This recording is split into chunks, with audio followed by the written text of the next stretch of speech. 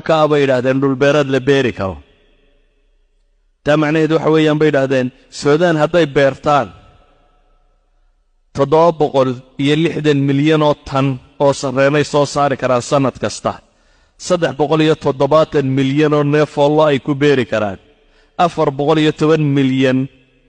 oo neef oo ari ay beeri karaan 850 milyan oo digaag ay samayn karaan waxay yiraahdeen saxaraha Liibiya qura boqolkiiba 8 ka mid ah haddii lagu xidho maxaa la yiraahdaa solar system haddii lagu xidho boqolkiiba 8 saxaraha Liibiya kaliya 20 milyan oo megawatt hour buu soo saaray yani dunidu leyd uma baahna saxaraha ku yaala Liibiya 8% ka mid ah haddii loogu xidho bahalkaasi dunidu waxay